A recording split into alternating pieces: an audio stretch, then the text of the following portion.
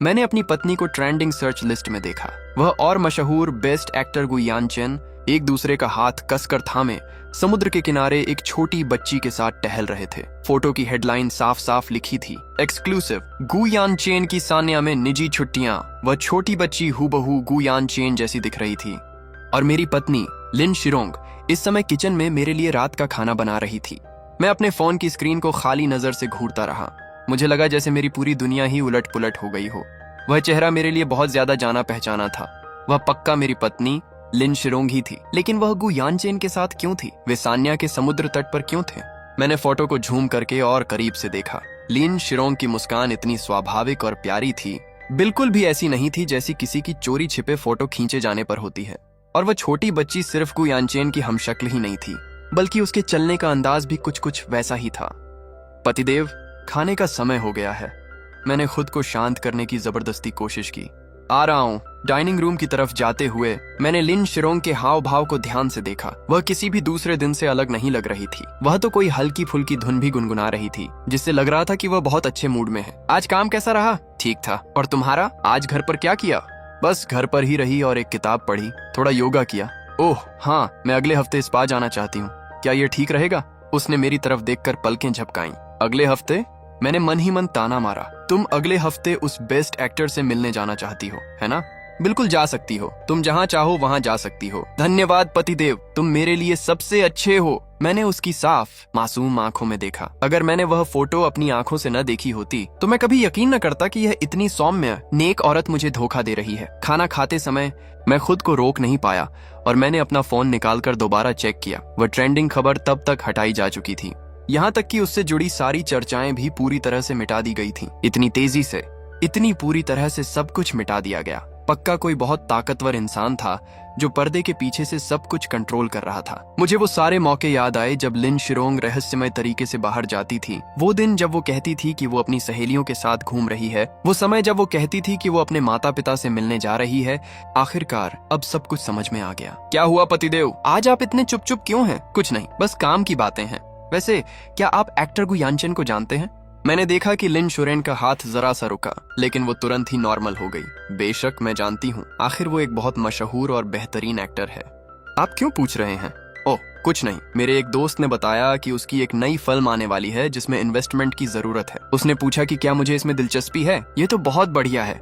उसकी फिल्में शायद बहुत पैसा कमाती हैं। मैंने उसकी आंखों की गहराई में घबराहट की एक झलक देखी। मैंने इस बारे में और ज्यादा जोर नहीं दिया, लेकिन मेरे दिल में यह पक्का था कि वे दोनों एक दूसरे को जानते हैं और उनका रिश्ता बिल्कुल भी सीधा साधा नहीं है। रात के खाने के बाद लिन शिरोंग नहाने चली गई। मैंने इस मौके का फायदा उठाकर उसका फोन चेक किया। कॉल लॉग पूरी तरह से साफ था। उसके वीचैट मैसेज में भी कुछ भी अजीब नहीं था, लेकिन मैंने एक बात पर गौर किया। उसकी गैलरी में हमारी एक भी साथ वाली फोटो नहीं थी। उसमें बस नजारे और सेल्फी ही थी।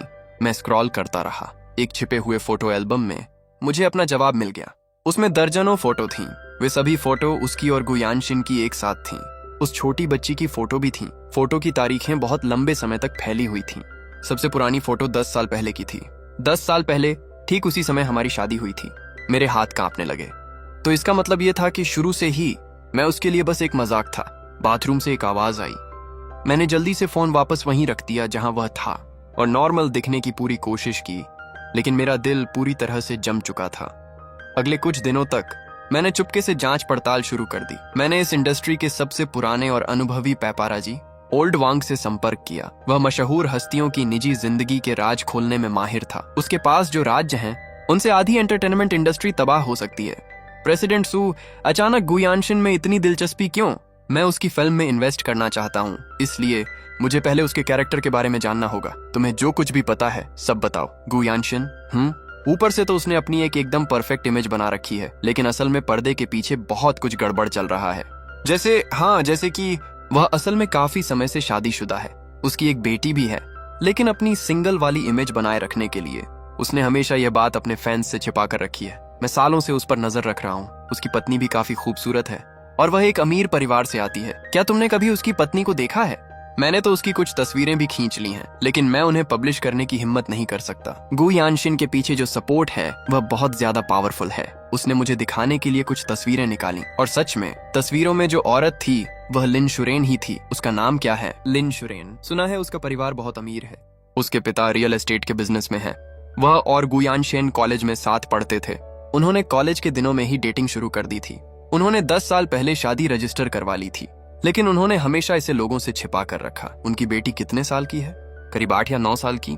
वह बिल्कुल गुयान शेन जैसी दिखती है। प्रेसिडेंट सू, आपको इसमें इतनी दिलचस्पी क्यों है? आप इसे लीक करने का तो नहीं सोच रहे हैं, है ना? सच नहीं, बस ऐसे ही जानने की इच्छा हुई। यह अच्छी बात है। मेरी सलाह है कि आप इस खबर के चक्कर में न पड़ें। गुयान शेन की पीआर टीम बहुत ज्यादा मजबूत है। पिछली बार जब एक छोटे से टैबलॉइड ने उसे बेनकाब करने की कोशिश की थी, तो अगले ही दिन उसे बंद करवा दिया गया था। मैंने सिर हिलाया, लेकिन मन ही मन मुस्कुराया। गुयान शेन कितना भी काबिल क्यों ना हो, वह मेरे पास मौजूद संसाधनों का मुकाबला नहीं कर सकता। जब मैं घर पहुंचा तो लिन शुरेन गला साफ करते हुए लिविंग रूम में टीवी देख रही थी। मुझे देखते ही वह तुरंत मेरे पास आ गई। जान, तुम वापस आ गए? हाँ, मैंने रात का खाना बना लिया है। तुम्हारी सारी पसंदीदा डिशें बनाई हैं। वह पंजों के बल खड़ी हुई और मेरे गाल पर किस किया। उसे देखकर मुझे घिन के अलावा और कुछ महसूस नहीं हुआ। इस औरत की एक्टिंग सच में बहुत जबरदस्त थी। जान, हमारी शादी को कितने साल हो गए हैं? 10 साल। अचानक ये क्यों पूछ रहे हो? बस ऐसा लगा कि समय कितनी तेजी से बीत गया। पिछले 10 सालों में क्या तुम्हें कभी मुझसे शादी करने का पछतावा हुआ है? ये मुझे पछतावा क्यों होगा? तुम मेरे लिए इतने अच्छे हो और मैं दुनिया की सबसे खुश औरत हूँ। लिन शुरेन की आंखों में एक पल के लिए कुछ हलचल हुई, फिर उसने मेरी बांह पकड़ ली। मुझे जोर से हंसी आ गई। एक औरत जिसके एक ही समय में 2 मर्द हों, वह खुश तो होगी ही। अगर किसी दिन मैं इस दुनिया में न रहूं तो तुम क्या करोगी? जान, तुम ऐसी मनहूस बातें क्यों कर रहे हो? बस ऐसे ही मान लो, अगर सच में वह दिन आ गया तो मैं अपनी बाकी की जिंदगी तुम्हारे लिए विधवा बनकर बिताऊंगी। अपनी बाकी की जिंदगी विधवा बनकर बिताओगी। मैंने मन ही मन ताना मारा। मुझे डर है कि जब वह समय आएगा तो तुम उस गुयान शेन के साथ मिलने और अपने रिश्ते को तुरंत सबके सामने लाने के लिए बेताब हो जाओगी। रात का खाना खत्म करने के बाद मेरे पर्सनल असिस्टेंट जाओ जेंग का फोन आया। प्रेसिडेंट सू, जिन कागजों की जांच करने के लिए आपने मुझसे कहा था, वे तैयार हैं। मैंने लिन शुरेन की तरफ देखा। वह खाने में मग्न थी। उन्हें मेरे ईमेल पर भेज दो। फोन रखने के बाद मैंने कुछ काम निपटाने के बहाने स्टडी रूम में जाने का बहाना बनाया। फिर मैंने अपना कंप्यूटर चालू किया। झाओ जेंग ने जो कागज भेजे थे, उनमें लिन शुरेन और गुयान शेन के रिश्ते के बारे में बहुत बारीक जानकारियां थीं। उस बच्ची के बारे में और इस बारे में कि पिछले 10 सालों से उन्होंने सब कुछ कैसे छिपा कर रखा था। पता चला कि लिन शुरेन के पिता लिन जियांगहोंग हैं। वे सच में रियल एस्टेट के कारोबार में हैं और वे गुयान शेन की पहली फिल्मों के इन्वेस्टर भी थे। लिन शुरेन और गुयान शेन ने कॉलेज के दिनों में ही एक दूसरे को डेट करना शुरू कर दिया था। ग्रेजुएशन के तुरंत बाद ही उन्होंने शादी कर ली थी, लेकिन गुयान शेन के करियर की खातिर दोनों ने अपनी शादी को राज रखने का फैसला किया। लिन शुरेन ने तो अपना नाम भी बदलकर अपनी मौजूदा पहचान अपना ली थी, और मैं तो बस उनकी इस साजिश का एक मोहरा था। मैं पढ़ता रहा और मुझे और भी ज्यादा गुस्सा दिलाने वाली जानकारियां मिली। पिछले 10 सालों में लिन शुरेन ने सिर्फ मेरी हैसियत का इस्तेमाल अपनी पहचान छिपाने के लिए ही नहीं किया। उसने गुयान शेन की फिल्मों के लिए फंड जुटाने के वास्ते इन्वेस्टमेंट की दुनिया में मेरे संपर्कों का भी फायदा उठाया। सालों पहले के वे प्रोजेक्ट, जिनके बारे में मुझे लगता था कि वे मुझे इत्तेफाक से मिले थे, असल में उनके पीछे भी उसी का हाथ था। मैंने पिछले कुछ सालों के बारे में सोचा। लिन शुरेन कभी कभी दोस्तों द्वारा सुझाए गए अच्छे प्रोजेक्ट्स का जिक्र करती थी। मुझे कुछ खास कलाकारों की तारीफ में कही गई उसकी बातें याद आईं, जो उसने बिल्कुल सही समय पर की थी। मुझे एंटरटेनमेंट इंडस्ट्री में उसकी अजीब सी दिलचस्पी याद आई। पता चला कि सारे सुराग तो शुरू से ही वहीं मौजूद थे। कागजों के आखिर में एक डीएनए टेस्ट की रिपोर्ट थी। वह छोटी बच्ची सच में गुयान शेन की ही बेटी थी। उसका नाम गु न्यानशी था। मैंने अपना लैपटॉप बंद कर दिया। मेरे सीने पर ऐसा लग रहा था जैसे कोई भारी भरकम पत्थर रखा हो। 10 साल की शादी धोखे से भरा एक नाटक ही निकली। 10 साल का प्यार धोखे से भरा एक नाटक ही निकला। मेरी तरफ से पूरी तरह एक तरफा ही निकला। मैंने गहरी सांस ली और खुद को शांत रखने की कोशिश की। अगर वह 10 साल तक नाटक कर सकती है तो मैं भी नाटक कर सकता हूँ। लेकिन आज से खेल के नियम बदलने वाले हैं।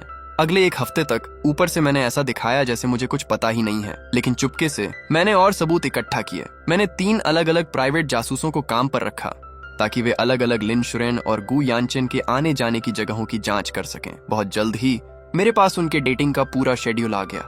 पता चला कि इन सभी सालों में जब भी लिन शुरेन कहती थी कि वह अपनी सहेलियों के साथ बाहर जा रही है या अपने माता पिता के घर मिलने जा रही है, तो असल में वह गुयानचेन के साथ डेट पर जा रही होती थी। उनका एक पूरा रूटीन बना हुआ था। लिन शुरान एक दिन पहले ही बता देती थी कि वह बाहर जाना चाहती है, फिर अगली सुबह वह जल्दी निकल जाती थी। वह सबसे पहले गुयानचेन से मिलने एक होटल जाती थी। कभी कभी तो उस बच्चे को भी अपने साथ ले जाती थी, और मैं, ये बेवकूफ, न सिर्फ कभी शक नहीं करता था बल्कि अक्सर खुद ही उसे पैसे देता था और कहता था कि जाओ मजे करो। जिस बात ने मुझे और भी ज्यादा गुस्सा दिलाया वह यह थी कि मुझे पता चला कि गु यानचेन और इंडस्ट्री में उसके सभी दोस्त सब जानते थे कि उसकी एक पत्नी है। सिर्फ मैं, उसका असली पति, ही इस बात से अनजान था। एक इन्वेस्टमेंट सर्कल की दावत में मैंने जानबूझकर गु यानचेन का जिक्र छेड़ा। मैंने कहा, सुना है बेस्ट एक्टर गु की एक्टिंग काफी अच्छी है और उनकी निजी जिंदगी भी बहुत साफ सुथरी है। प्रेसिडेंट सू, आप तो बस ऐसे ही पूछ रहे हैं, जबकि आपको जवाब पहले से ही पता है। गु यानचेन की निजी जिंदगी साफ सुथरी? अरे उसकी तो पहले से ही एक पत्नी और बच्चा है, इसमें साफ सुथरा क्या है? अरे उसकी शादी हो चुकी है, बस उसने ये बात अभी तक पब्लिक में नहीं बताई है। उसकी पत्नी तो एक अमीर परिवार से भी है। सुना है उसने किसी इन्वेस्टर से शादी की है, लेकिन मैंने तो यह सुना है कि वह इन्वेस्टर अपनी पत्नी के धोखे का शिकार हो रहा है और उसे इस बात का पता भी नहीं है। सच में बहुत ही दयनीय हालत है। कौन है वह इन्वेस्टर, ये मुझे नहीं पता। मैंने तो बस इतना सुना है कि उसका सरनेम सु है, लेकिन ये बात हम दोनों के बीच ही रहनी चाहिए। आखिरकार गु यानचेन की पहुंच बहुत ऊपर तक है। सरनेम सु? मेरी नसों में बहता खून जैसे जम सा गया। तो इसका मतलब यह था कि मैं सिर्फ एक धोखा खाया हुआ पति ही नहीं था, बल्कि पूरी इंडस्ट्री के लिए एक मजाक का पात्र बन चुका था। मैंने अपने गुस्से को दबाया और उनके साथ बातचीत जारी रखी, लेकिन मेरे अंदर एक तूफान सा उमड़ रहा था। उस रात जब मैं घर पहुंचा तो मैंने अपने बदले की योजना बनाना शुरू कर दिया। क्योंकि उन्होंने मुझे 10 साल तक धोखा दिया था, इसलिए मैं उनसे इसकी 10 गुना कीमत वसूलूंगा। मैंने हर कदम की बहुत बारीकी से योजना बनाई। सबसे पहले मुझे इतने सबूत इकट्ठा करने थे कि वे अपने की से मुकर न सकें।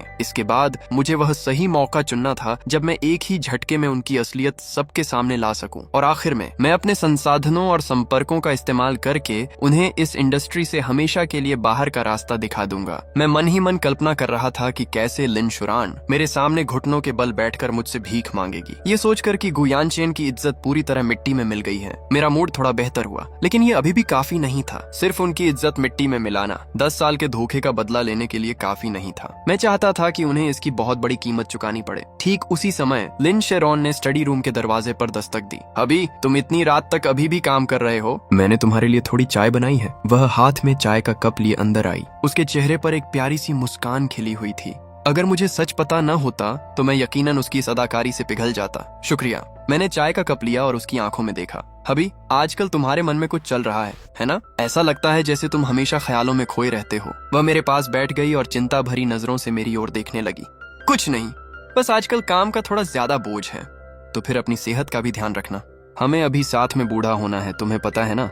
उसने धीरे से मेरे कंधों की मालिश की। साथ में बूढ़ा होना, ये शब्द सुनकर मुझे जोर से हंसी आ गई। हनी, मैंने अचानक उसका हाथ पकड़ लिया। अगर किसी दिन मुझे पता चला कि तुम मुझे धोखा दे रही हो तो तुम्हें क्या लगता है मैं क्या करूंगा? अभी तुम ऐसी बातें क्यों कर रहे हो? मैं तुम्हें धोखा क्यों दूंगी? बस मान लो अगर तुमने मुझे धोखा दिया तो मैं तुम्हारी जिंदगी इतनी मुश्किल बना दूंगा कि तुम्हें इस दुनिया में पैदा होने पर ही पछतावा होगा। मैंने उसकी आंखों में घूर कर देखा। अभी तुम आज बहुत अजीब बर्ताव कर रहे हो। मैं तुम्हें कभी धोखा नहीं दूंगी, कसम से। उसका हाथ थोड़ा कांपा, लेकिन उसने तुरंत खुद को संभाला और कसम खाई। इस औरत में सच में बहुत हिम्मत थी। मैंने उसका हाथ छोड़ दिया और फिर से ऐसे बर्ताव करने लगा जैसे कुछ हुआ ही न हो। ठीक है, अब देर हो रही है, तुम जाकर सो जाओ। मैं थोड़ी देर और काम करूंगा। ठीक है, ज्यादा देर तक मत जागना। ठीक है। जब वह जाने लगी तो उसकी पीठ को देखते हुए मैं मन ही मन ठंडी हंसी हंसा।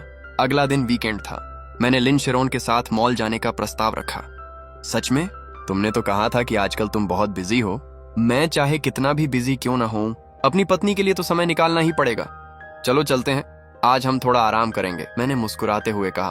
तो फिर मुझे कपड़े बदलने जाने दो। लिन शेरॉन ने खुशी खुशी अपना हाथ मेरे हाथ में डाल लिया। उसे इतना उत्साहित देखकर मुझे और भी ज्यादा घिन महसूस हुई। उसे लगा कि मैं बस उसके साथ अच्छा बर्ताव कर रहा हूँ। असल में मैं तो बस आखिरी बार उसकी प्रतिक्रिया देखना चाहता था।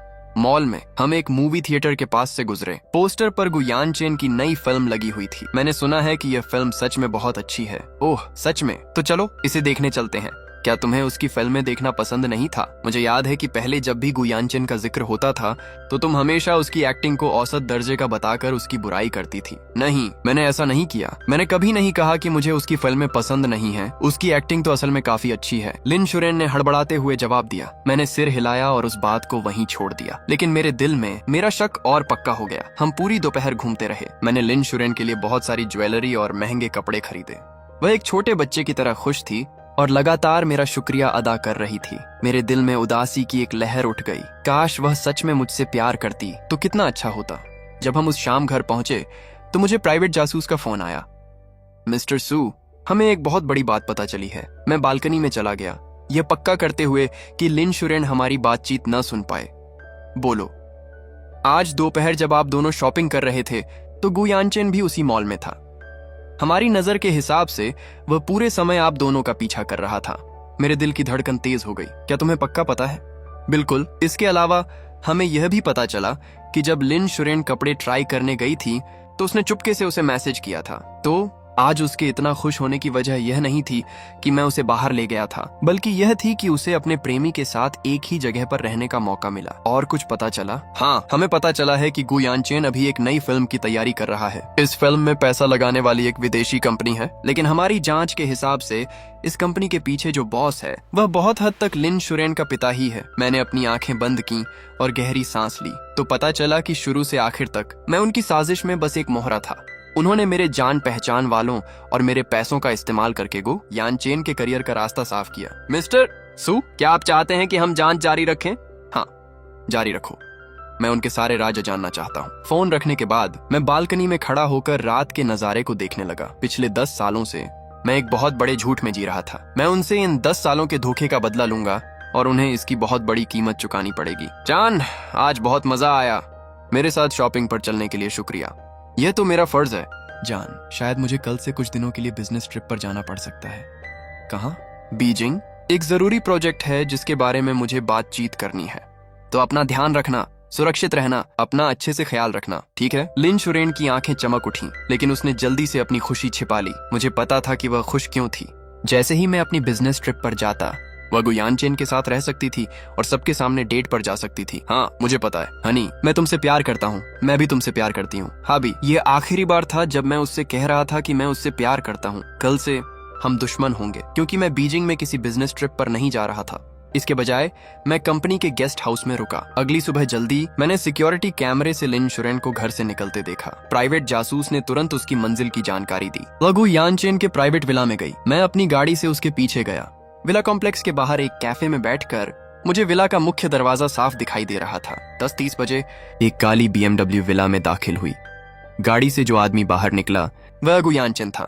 11:00 बजे एक और गाड़ी आई। एक छोटी बच्ची लगभग 8 या 9 साल की बाहर निकली।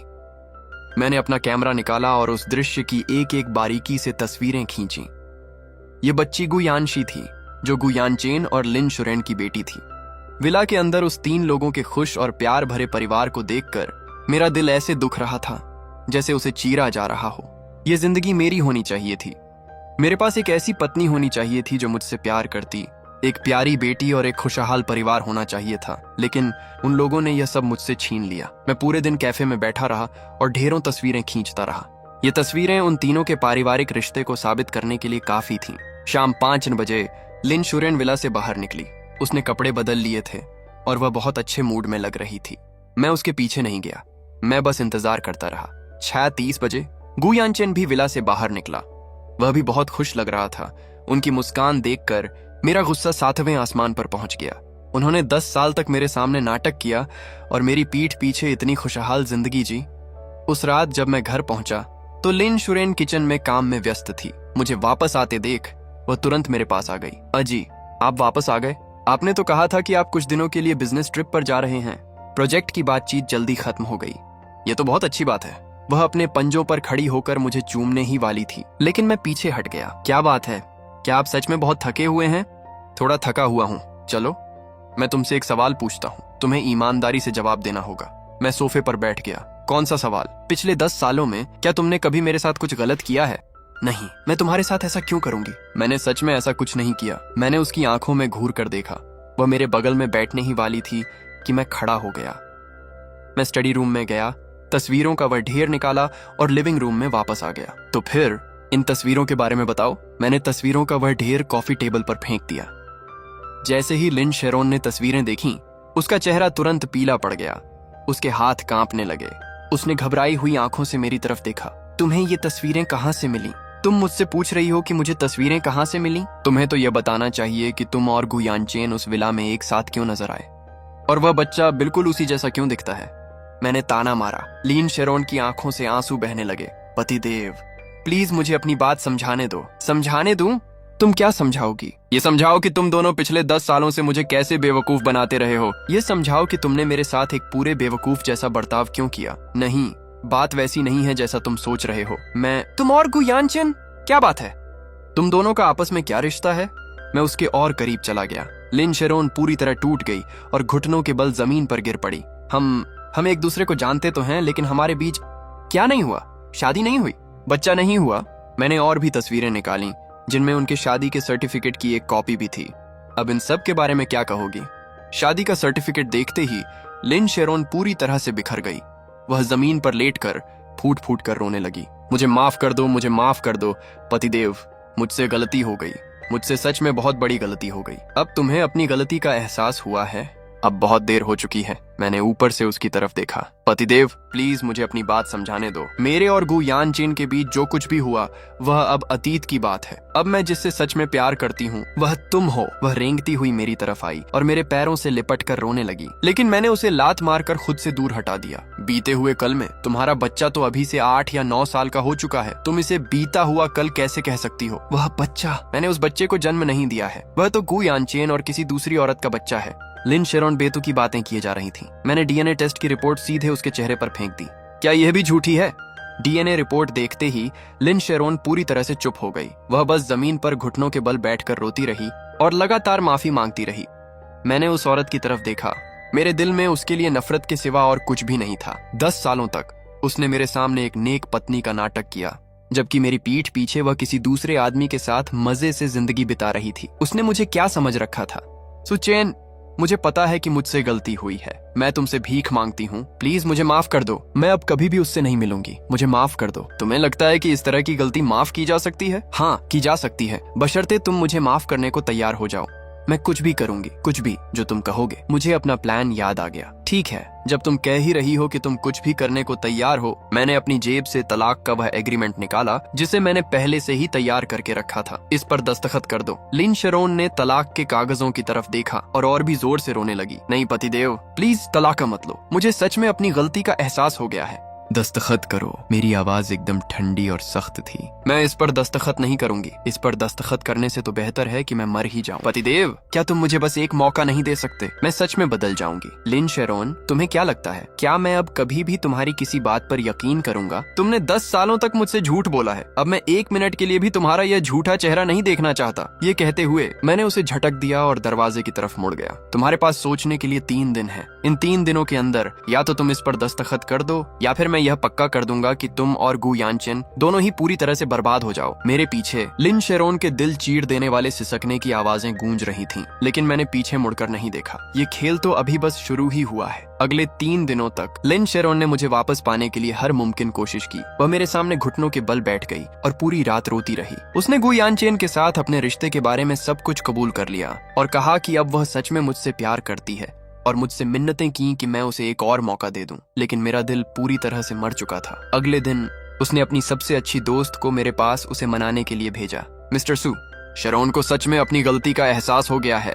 उसने कई दिनों से कुछ भी खाया पिया नहीं है। वह बस रोती रहती है। आप दोनों की शादी को इतने साल हो गए हैं, ऐसे में सब कुछ यूं ही खत्म कर देना बहुत दुख की बात होगी। क्या आपको उसके और गु यानचेन के बारे में पता था? मैंने उस औरत की तरफ ठंडी नजरों से देखा। क्या तुम्हें पता था? ऐसा लगता है कि तुम्हें सब कुछ अच्छी तरह पता था, क्योंकि तुम सबने मेरे साथ एक बेवकूफ जैसा बर्ताव किया। अब कहने के लिए कुछ भी बाकी नहीं है। तीसरे दिन लिन शेरोन के माता पिता भी आ गए। जैसे ही उनकी माँ ने मुझे देखा, वे रोने लगी। शाओसू, हमने शेरोन को बचपन से ही बहुत लाड प्यार से पाला है। उसने जो गलती की वह इसीलिए हुई क्योंकि हमने उसे ठीक से अनुशासन नहीं सिखाया। इतने सालों के हमारे रिश्ते की खातिर प्लीज उसे बस इस एक बार माफ कर दो। आंटी, ये परवरिश का मामला नहीं है। उसने मुझे 10 साल तक धोखा दिया। इस तरह के नुकसान की भरपाई नहीं हो सकती। लेकिन अगर तुम दोनों तलाक ले लोगे तो शेरोन क्या करेगी? उसे तुम्हारे बिना कुछ भी करना नहीं आता। उसके पिता ने भी मुझे मनाने की कोशिश की। मैंने उन दोनों बुजुर्गों की तरफ देखा। मेरे अंदर उदासी की एक लहर उठने लगी।